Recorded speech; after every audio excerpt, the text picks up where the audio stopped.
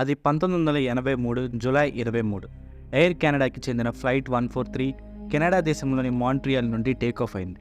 ఈ ఫ్లైట్ ఆ దేశంలోని ఎడ్మంటన్కి వెళ్తుంది.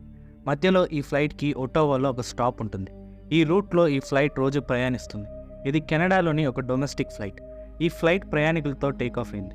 టేకాఫ్ అయిన కొంతసేపటికి ఈ ఫ్లైట్ 41,000 అడుగుల ఎత్తుకు చేరుకుంది. అలా ఈ ఫ్లైట్ 41,000 అడుగుల ఎత్తులో ఉన్నప్పుడు పైలట్ స్క్రీన్ పై ఒక అలారం వచ్చింది. ఆ అలారంలో లో fuel pressure at left wing fuel pump అని రాసి ఉంది. ఈ వార్నింగ్ ఏంటో పైలట్స్కి అర్థం కాలేదు. ఫ్లైట్ కంప్యూటర్ సిస్టంలో ఏదైనా టెక్నికల్ ప్రాబ్లం వచ్చిందేమో అనుకున్నారు. కొద్దిసేపటి తర్వాత ఫ్లైట్లోని 2 ఫ్యూయల్ ట్యాంక్స్ ఖాళీ అయిపోయాయి. ఆ సమయంలో ఫ్లైట్ 41,000 అడుగుల ఎత్తులో ఉంది.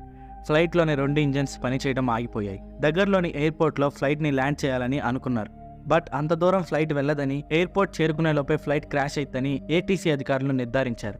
ఆ తర్వాత ఏం జరిగింది, ఫ్లైట్లోని ప్రయాణికులందరూ ఏమయ్యారు, అసలు ఈ ఫ్లైట్లో ఎందుకు ఫ్యూయల్ అయిపోయింది, ఈ విషయాలను ఈ వీడియోలో చెప్పబోతున్నాను. వీడియో చాలా ఆసక్తికరంగా ఉంటుంది. మరి ఇంకెందుకు ఆలస్యం, వెంటనే వీడియోలోకి వెళ్ళిపోదాం.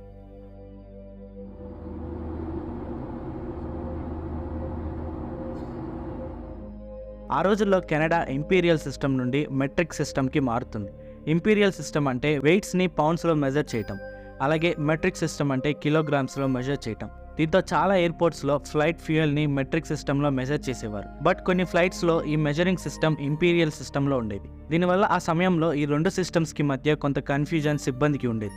ఆ రోజు ఫ్లైట్ టేక్ ఆఫ్ అవ్వడానికి ముందు ఎయిర్పోర్ట్లో ఫ్లైట్కి ఫ్యూయలింగ్ చేశారు. ఫ్యూయల్ లోడ్ చేసేటప్పుడు ఫ్లైట్లోని ఫ్యూయల్ మేనేజ్మెంట్ సిస్టమ్ సరిగ్గా పనిచేయలేదు. ఈ ఫ్యూయల్ మేనేజ్మెంట్ సిస్టమ్ ఫ్లైట్లో ఎంత ఫ్యూయల్ మిగిలింది, ఎంత ఫ్యూయల్ని ఇంకా లోడ్ చేయాలి, అలాగే ఎంత దూరానికి సరిపడా ఫ్యూయల్ ఉంది అనే విషయాలను తెలియజేస్తుంది. బట్ ఆ సమయంలో ఈ ఫ్యూయల్ మేనేజ్మెంట్ సిస్టమ్ సరిగా పనిచేయలేదు. దీంతో ఫ్లైట్కి ఎంత ఫ్యూయల్ కావాలని ఎయిర్పోర్ట్ అధికారులు క్యాలిక్యులేషన్స్ చేశారు. ఈ క్యాలిక్యులేషన్స్ చేసి ఎయిర్పోర్ట్ సిబ్బంది ఫ్లైట్లో 22,000 కేజీల ఫ్యూయల్ని లోడ్ చేయమని చెప్పారు. దీంతో ఎయిర్పోర్ట్ సిబ్బంది ఫ్లైట్లో ఫ్యూయల్ లోడ్ చేశారు. ఈ ఫ్లైట్ వెళ్ళబోయేది కెనడాలోని ఎడ్మండ్ సిటీకి. ఈ లోడ్ చేసిన ఫ్యూయల్ సరిపోతుందో లేదో అని క్యాప్టెన్ కూడా చెకింగ్స్ చేశాడు. కరెక్ట్గా ప్రయాణానికి సరిపోయేంత ఫ్యూయల్ ఉందని క్యాప్టెన్ కూడా అనుకున్నారు. జూలై 23న ఈ ఫ్లైట్ టేకాఫ్ అయింది. అది బోయింగ్ 767 విమానం. ఈ విమానంలో 61 మంది ప్రయాణికులు, అలాగే 8 మంది సిబ్బంది, మొత్తం కలిపి 69 మంది ఉన్నారు. ఈ ఫ్లైట్కి క్యాప్టెన్గా బాబ్ పియర్సన్ని సెలెక్ట్ చేశారు. ఈయనకు 15,000 అవర్స్ ఫ్లైట్ ఎక్స్పీరియన్స్ ఉంది. అలాగే ఫస్ట్ ఆఫీసర్గా మారిస్ క్వింటల్ని సెలెక్ట్ చేశారు. ఈయనకు 7,000 అవర్స్ ఫ్లైట్ ఎక్స్పీరియన్స్ ఉంది. కొద్దిసేపటి తర్వాత ఈ ఫ్లైట్ ఒటావాలో స్టాప్ ఓవర్కి చేరుకుంది. ఇక్కడి దాకా ప్రయాణం అంతా బాగానే సాగింది. ఫ్లైట్లో ఎలాంటి సమస్యలు రాలేదు. దీంతో ఫ్లైట్ ఒటావా నుండి ఎడ్మండ్ సిటీకి వెళ్ళడానికి మళ్ళీ టేకాఫ్ అయ్యింది. మొత్తం 2,800 కిలోమీటర్ల ప్రయాణం. కొంతసేపటి తర్వాత ఈ ఫ్లైట్ 41,000 అడుగుల ఎత్తుకు చేరుకుంది. అలా ప్రయాణిస్తూ ఈ ఫ్లైట్ సగం ప్రయాణం పూర్తి చేసింది. సగం ప్రయాణం పూర్తయిన తర్వాత ఫ్లైట్లో ఒక్కసారిగా ఒక అలారం మోగింది. ఈ అలారం లెఫ్ట్ ఫ్యూయల్ పంప్ నుండి వచ్చింది. లెఫ్ట్ ఫ్యూయల్ పంప్లో ప్రెషర్ చాలా తక్కువగా ఉన్నట్టు ఈ వార్నింగ్లో ఉంది. సహజంగా ఫ్యూయల్ అయిపోయినప్పుడు ఈ రకంగా అలారం వస్తుంది. ఒక్కసారిగా ఈ అలారం రావడంతో పైలట్స్కి ఏమీ అర్థం కాలేదు. దీంతో పైలట్స్ వార్నింగ్ని పెద్దగా పట్టించుకోలేదు. వెంటనే క్యాప్టెన్ కంప్యూటర్ సిస్టంలో ఏదో ప్రాబ్లం అనుకొని ఆ వార్నింగ్ని ఆఫ్ చేశాడు. కొంతసేపటి తర్వాత మరొక వార్నింగ్ వచ్చింది. దీంతో ఏదో ప్రాబ్లం ఉన్నట్టు క్యాప్టెన్ అనుకున్నారు. అలా ప్రయాణిస్తూ ఉండగా కొంతసేపటికి లెఫ్ట్ వింగ్ ఫ్యూయల్ ట్యాంక్లో మొత్తం ఫ్యూయల్ అయిపోయింది. దీంతో లెఫ్ట్ ఇంజన్ ఆగిపోయింది. ఈ విషయాన్ని తెలుసుకొని పైలట్స్ ఒక్కసారిగా షాక్ అయ్యారు. ఫ్యూయల్ లోడ్ చేసేటప్పుడు ఏదో తప్పు జరిగి ఉంటుందని పైలట్స్ అనుకున్నారు. ఈ ఫ్లైట్లో 2 ఇంజన్స్ ఉంటాయి. ఒక్క ఇంజన్తో కూడా ఫ్లైట్ ప్రయాణించగలదు.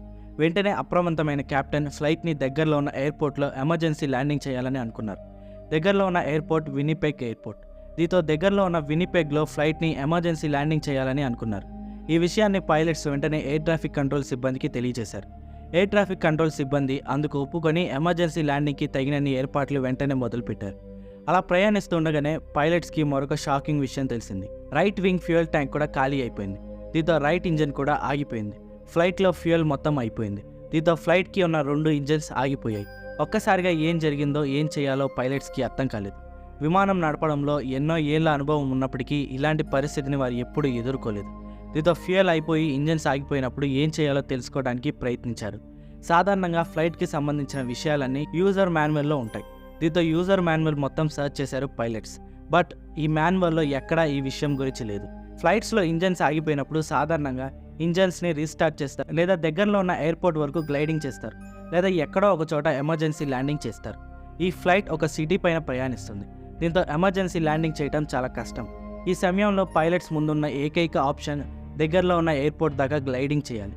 విమానాల్లో ఉండే రెక్కలు విమానాల్ని వెంటనే కిందకు పడకుండా ఆపుతాయి. అందువల్ల చాలాసేపు వరకు విమానం గాల్లో తేలుతూ ముందుకు వెళ్తూ కిందకి దిగుతూ ఉంటుంది. దీన్నే గ్లైడింగ్ అని అంటారు. అప్పుడే మరొక సమస్య వచ్చి పడింది. ఫ్లైట్లో ఇంజన్స్ రన్ అవుతూ ఉన్నప్పుడే ఫ్లైట్కి ఎలక్ట్రిసిటీ సప్లై అవుతుంది. దీంతో ఇంజన్స్ ఆగిపోవడంతో ఒక్కసారిగా ఫ్లైట్లో పవర్ సప్లై కట్ అయిపోయింది. అన్ని లైట్స్ ఆగిపోయాయి. కాక్పిట్లో కూడా చాలా సిస్టమ్స్ ఆగిపోయాయి. స్క్రీన్స్ అన్నీ బ్లాంక్ అయిపోయాయి. ఒక్కసారిగా ఫ్లైట్ మొత్తం ఆందోళనకరంగా మారిపోయింది. ఎలక్ట్రిసిటీ లేకుండా, ఫ్యూయల్ లేకుండా, ఇంజన్స్ ఆన్లో లేకుండా, ఇంపార్టెంట్ సిస్టమ్స్ లేకుండా ఫ్లైట్ని క్షేమంగా విన్నిపెగ్ ఎయిర్పోర్ట్ వరకు తీసుకువెళ్ళి ల్యాండ్ చేయాలి. ఈ సమస్యలన్నిటికీ తోడు మరొక అతిపెద్ద సమస్య వచ్చింది. ఇంజన్స్ పనిచేయకపోవడంతో ఫ్లైట్లోనే ట్రాన్స్పాండర్ కూడా ఆగిపోయింది. ఈ ట్రాన్స్పాండర్ వల్లే ఫ్లైట్ ఎక్కడ ఉంది అనే ఎగ్జాక్ట్ లొకేషన్ రేడార్లో ఎయిర్ ట్రాఫిక్ కంట్రోల్ వారికి తెలుస్తుంది. బట్ ఈ ఫ్లైట్లో ట్రాన్స్పాండర్ ఆగిపోయింది. దీంతో ఎయిర్ ట్రాఫిక్ కంట్రోల్ సిబ్బంది ఫ్లైట్ ఎంత దూరం ప్రయాణించింది అని స్కేల్తో కొలిచారు. అలాగే పైలట్స్ ఏటీసీ వారికి ఫ్లైట్ ఎంత ఎత్తులో ఉందో తెలియచేశారు. ఈ ఆల్టిట్యూడ్ అలాగే ఫ్లైట్ యొక్క లొకేషన్ బట్టి ఫ్లైట్ ఎంత వేగంగా కిందకి దిగిపోతుంది అనే విషయాన్ని ఏటీసీ వారు కనిపెట్టారు. ఈ ఫ్లైట్ 2 కిలోమీటర్లు ప్రయాణించే లోపే ఫ్లైట్ యొక్క ఎత్తు 5,000 అడుగులు తగ్గిపోయింది. ఫ్లైట్ యొక్క ఎత్తు 35,000 అడుగులకు చేరింది. దీంతో ఫ్లైట్ వేగంగా కిందకి దిగిపోతుందని ఏటీసీ సిబ్బంది కనిపెట్టారు.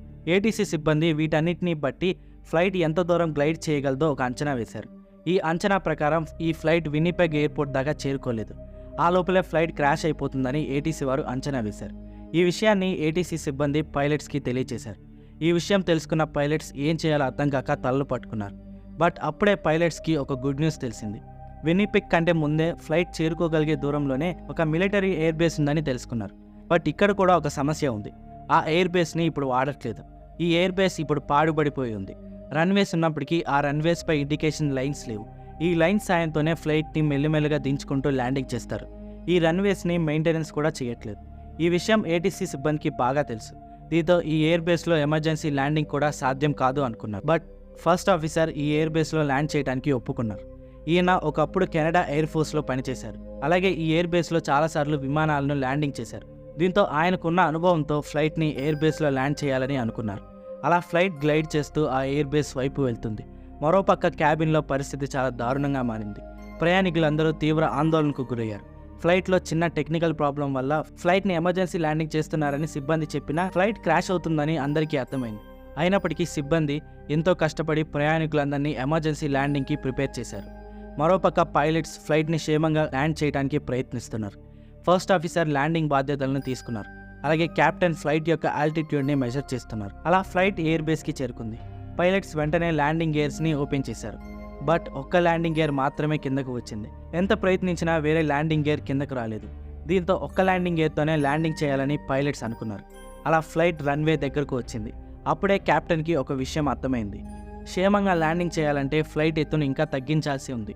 బట్ ఒకేసారి ఫ్లైట్ని కిందకు దించితే ఫ్లైట్ వేగంగా వెళ్ళి రన్వేని ఢీకొడుతుంది.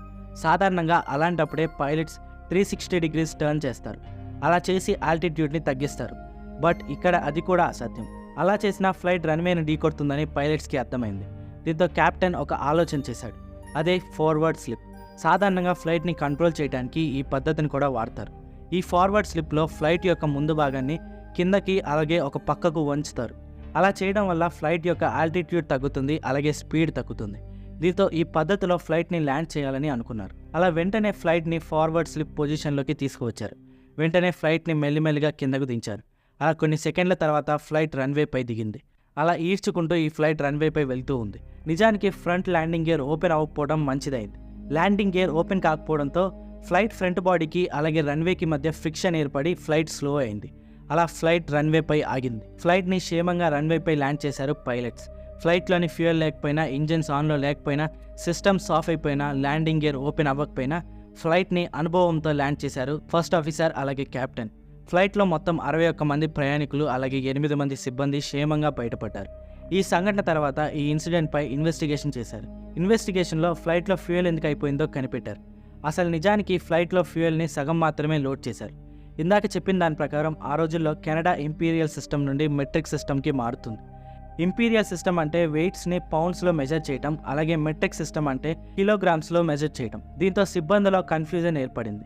ఎయిర్పోర్ట్ అధికారులు మాన్యువల్గా క్యాలిక్యులేట్ చేసి 22,000 కేజీల ఫ్యూయల్ని లోడ్ చేయమని చెప్పారు. బట్ సిబ్బంది కన్ఫ్యూజన్లో 22,000 పౌండ్ల ఫ్యూయల్ని లోడ్ చేశారు. పౌండ్స్ అంటే కేజీస్లో సగం. దీంతో ఫ్లైట్లో పొరపాటున సగం ఫ్యూయల్ని మాత్రమే లోడ్ చేశారు. ఈ చిన్న కన్ఫ్యూజన్ వల్ల ఇంత జరిగిందని ఇన్వెస్టిగేషన్లో తేలింది. దీని గురించి మీరేమనుకుంటున్నారో కామెంట్ చేయండి. So that's the story. మళ్ళీ కలుద్దాం ఒక ఇన్ఫర్మేటివ్ వీడియోతో. ఇలాంటి మరిన్ని ఆసక్తికర వీడియోలను తీసుకురాబోతున్నాను. వాటిని తీసుకురావడానికి ఈ వీడియోని ఖచ్చితంగా లైక్ చేసి మా ఛానల్ని సబ్స్క్రైబ్ చేసుకోండి. Thanks for watching.